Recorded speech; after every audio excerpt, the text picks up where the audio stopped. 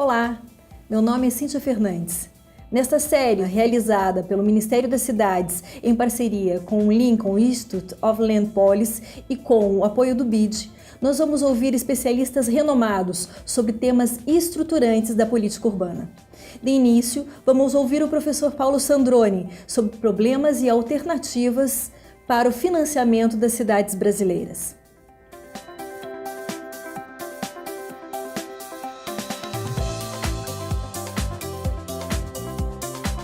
Bem, o financiamento das cidades, ela pode depender de dois elementos, que são os elementos que são perenes, como a tributação sobre a propriedade, e também elementos que têm um tempo de duração, que são aqueles relacionados com o que poderíamos chamar a captura de mais-valias criadas pelo próprio desenvolvimento urbano.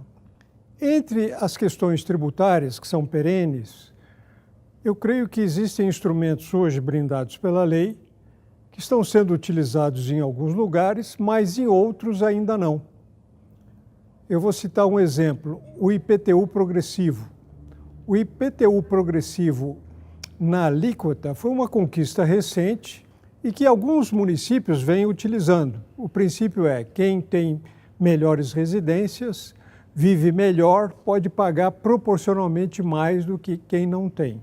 Por outro lado, nós temos também todo um capítulo de aperfeiçoamento dos instrumentos de captura de mais-valias, que começa, no caso brasileiro, em algumas cidades, ainda no final dos anos 80, em especial em São Paulo, durante os anos 90, que constituem formas de capturar essa mais-valia através da outorga onerosa, cujos instrumentos mais sofisticados são instrumentos que hoje são utilizados em algumas cidades brasileiras na forma dos CEPACs.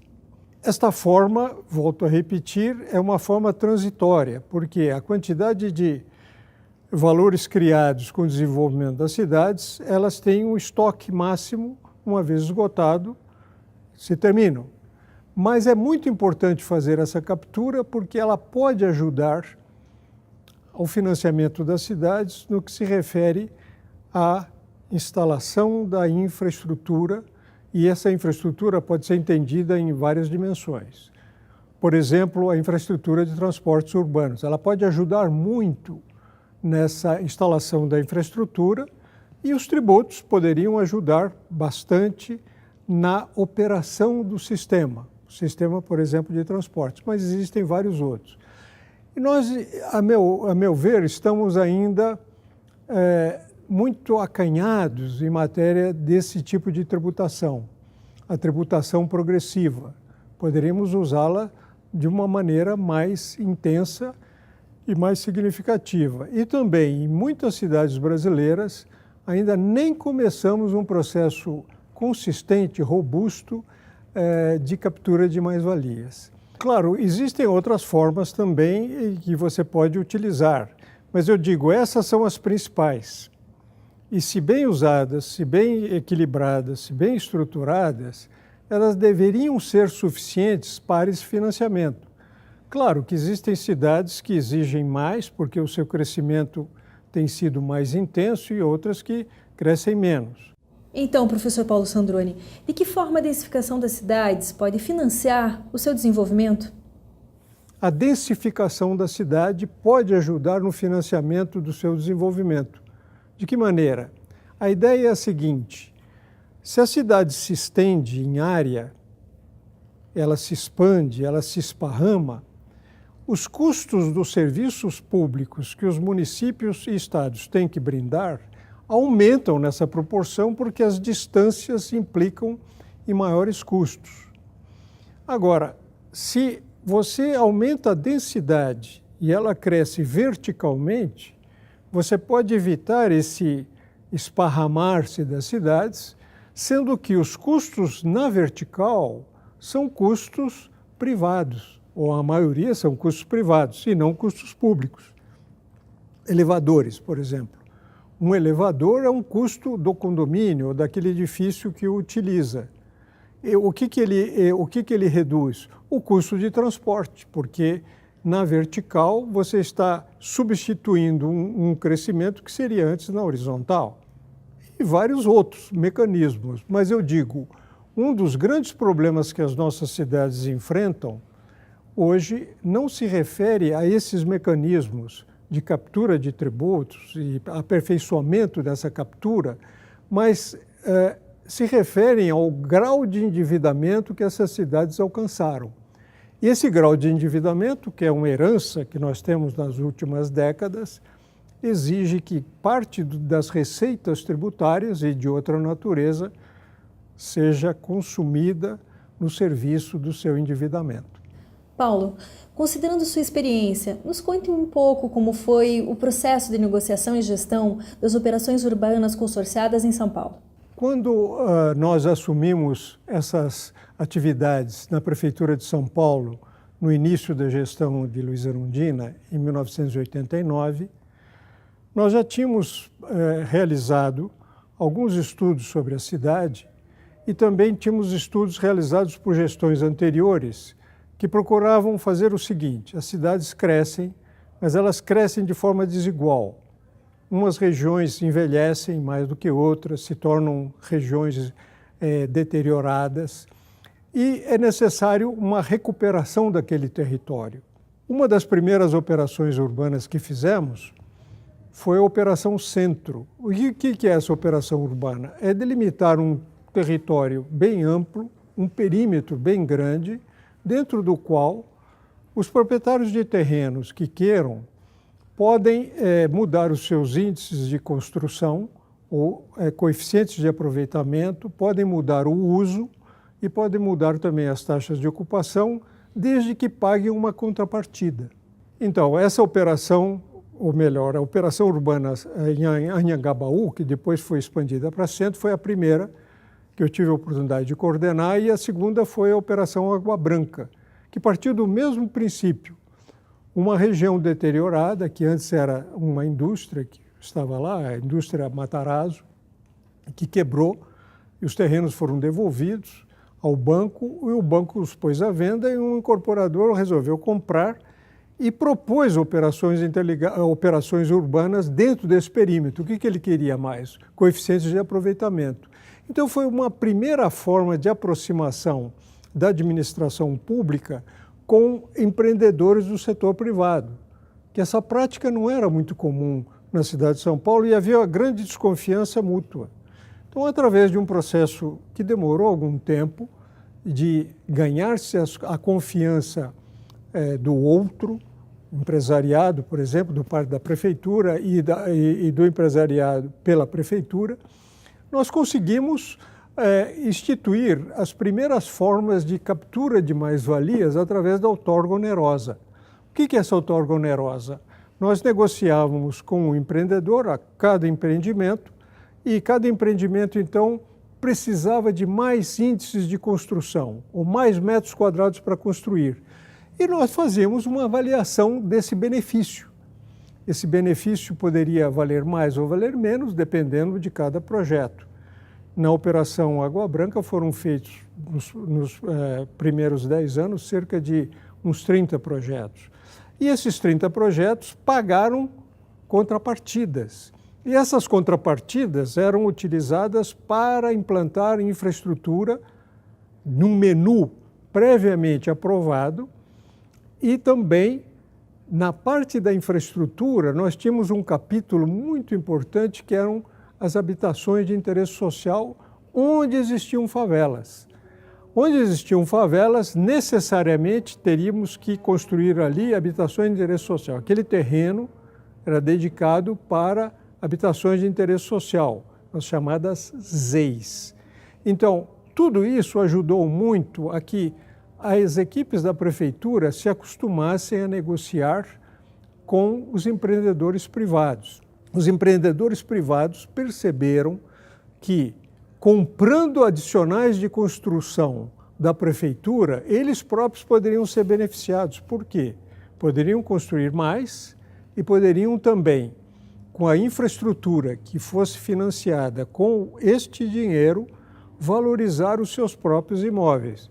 E mais importante ainda, o princípio de que favelas existentes nas operações urbanas teriam que ser urbanizadas onde elas estavam, com exceção de que favelas que estivessem onde passaria uma infraestrutura, por exemplo, uma avenida, elas seriam removidas, mas teriam que ser relocalizadas dentro do próprio território ou do perímetro da operação urbana em curso. Então, podemos afirmar que capturar mais-valia é um processo legítimo do poder público? Aprendemos também a capturar plusvalias como um processo legítimo, porque naquele momento, inclusive a minha equipe, que trabalhava nas operações urbanas, ainda tínhamos em nossa cabeça um respeito reverencial em relação à propriedade. Como vamos cobrar de alguém se a propriedade é deles? Até que nós mesmos nos convencemos que era legítimo, que o direito de construir era do poder público. E o poder público, quando concede um a mais, um adicional, ele tem que cobrar por isso. A outorga não pode ser gratuita, como era no passado. Muitas vezes os empreendedores ganhavam mais direitos de construir e não pagavam nada por isso. Agora passaram a pagar.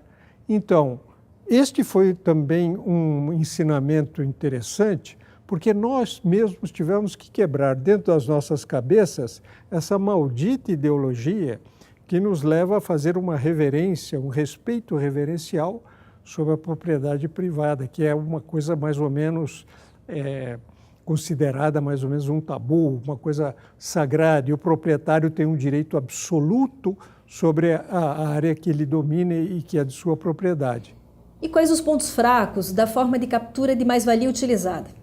Na legislação inicial, essa mais-valia capturada era no mínimo 50% do valor do benefício. Por exemplo, se o benefício fosse 100, você capturaria no mínimo 50. Poderia ir além.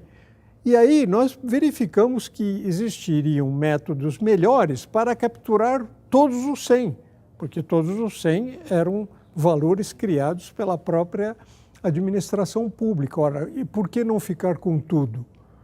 Então, esse foi um ensinamento que tivemos e que redundou na criação dos CEPACs, que são os Certificados de Potencial Adicional de Construção, que tem uma capacidade de capturar mais-valias muito maior do que tínhamos quando utilizávamos o processo da outorga onerosa. A separação entre esses dois elementos, a meu ver, não afeta fundamentalmente o preço dos imóveis, na medida em que a fixação do básico for uma fixação num número elevado. A afetação só ocorre quando o básico é muito baixo e, em geral, igual a 1. Aí pode haver uma diferença no preço desse imóvel que tem coeficiente 1, sendo o básico 1, como é hoje na cidade de São Paulo, mas o preço seria menor do que se esse terreno tivesse um coeficiente 3 ou 4. Na verdade, esse terreno, para recuperar o seu coeficiente de aproveitamento, ele conservaria o mesmo preço que ele teria antes dele ter sido rebaixado. Então, no caso, a única coisa que ocorre é que o seu proprietário vai receber menos pelo seu terreno, caso ele seja vendido, do que receberia antes, se o seu terreno tivesse coeficiente 4, ou 3, ou 2. Agora, o que se estabelece com esta diferença é a possibilidade do Estado recuperar aquilo que sempre foi seu, que foi o direito de construir. Então, quando um empreendedor compra um terreno cujo coeficiente básico é 1 e paga X pelo terreno, mas se quiser ir para 2, 3 ou 4, ele tem que pagar essa diferença ao poder público. Então, o preço do terreno, na verdade, permanece o mesmo, quando ele tinha antes com coeficiente 4. Só que esse preço agora é dividido entre dois proprietários, que é o proprietário original do solo e o proprietário desses direitos, que é o próprio poder público. Nesse caso, isso beneficia as finanças públicas, porque entra dinheiro por essa diferença e esse dinheiro pode ser utilizado para diversos fins, o que não ocorreria se todo esse dinheiro fosse apropriado pelo proprietário original. Não há nenhuma alteração no preço do terreno pelo simples fato de haver a outorga. A outorga não encarece os terrenos. No início, quando nós começamos a fazer as operações interligadas, que eram formas de capturar mais-valias terreno a terreno, com interessados que quisessem construir um pouco a mais do que os direitos que eles tinham originalmente, o cálculo era feito assim: quanto vale um terreno com coeficiente 4 que esteja ao lado de um terreno que tem coeficiente, digamos, 2? Eu calculo, então, quanto vale um terreno com coeficiente 2, que é aquele terreno que eu estou interessado, e calculo nas cercanias quanto vale um terreno com coeficiente 4. Aí comparo os dois valores. Essa diferença é o benefício que eu estou dando para quem tem um terreno com coeficiente de aproveitamento 2. Então, isso vai ser determinado a cada momento pelas condições de mercado. Eu tenho que fazer essa avaliação caso a caso. Mas, professor, como é feito o cálculo dos CEPACs hoje? Hoje, existe um mecanismo diferente. Eu não faço essa avaliação terreno a terreno. Numa operação urbana, que é um perímetro bem grande, eu, digamos, tenho aí um coeficiente de aproveitamento 4. E os terrenos aí têm coeficiente de aproveitamento 1. 4 é o máximo.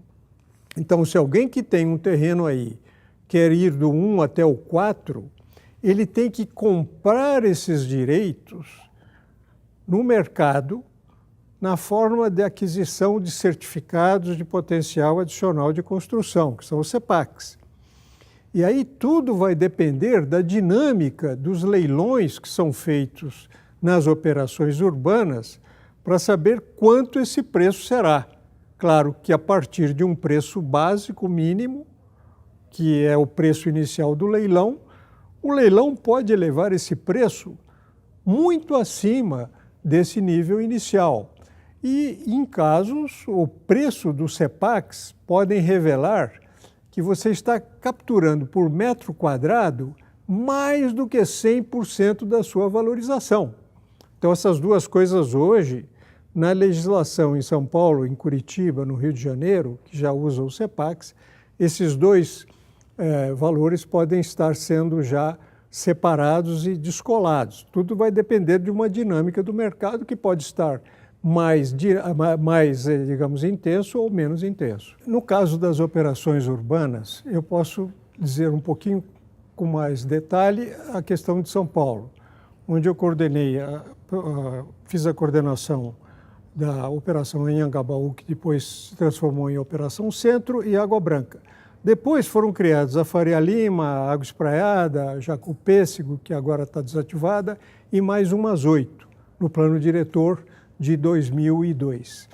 Então, a experiência dessas duas operações e depois com todos os estudos que eu fiz sobre as outras. Eu defendo essas operações porque em todas elas há um elemento muito importante, que é o estabelecimento de zonas especiais de interesse social no seu interior. E essas zonas especiais de interesse social significam o seguinte: naquela área Você só pode construir habitações de interesse social, especialmente para a urbanização de favelas. Então, esse é um mecanismo poderoso porque ele se articula com um outro, que é a recuperação de mais-valias. Então, ao mesmo tempo que você evita a exclusão, você arranja recursos para fazer a urbanização que não vem dos impostos. Isso é muito importante. Então, esse estabelecimento nas operações urbanas é o estabelecimento de uma trincheira de defesa dos pobres, especialmente dos favelados, de que eles não vão ser removidos e lançados a quilômetros de distância nas periferias das cidades. Então, essa experiência das operações urbanas tem sido muito importante, a meu ver. Cria-se uma zona de proteção e encontra-se recursos para melhorar a vida dessas pessoas que vivem nessas favelas. E mesmo em terrenos que não são de favelas, ocupados por favelas e que são os EIs, ali dentro da operação urbana, que existe, por exemplo, na operação Água Branca, um terreno que era um terreno de um particular, os EIs, e ali se construíram habitações de interesse social nos seus vários tipos. Então, as operações urbanas, ao contrário do que muita gente pensa, e eu estou me referindo às de São Paulo, elas representam um elemento de inclusão social e não um elemento de exclusão social. É mais um elemento de inclusão do que de exclusão. A instituição de ZEIs faz com que mesmo terrenos muito valorizados não possam ser usados para outra coisa senão habitações de interesse social.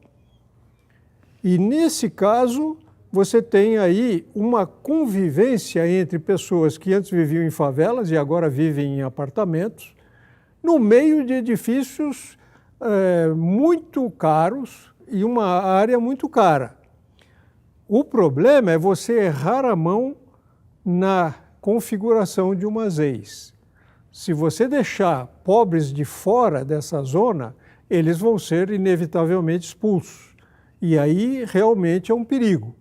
Então, ao formular uma operação urbana, nós temos que pensar na proteção de todos aqueles que vivem em condições precárias para evitar que eles sejam excluídos.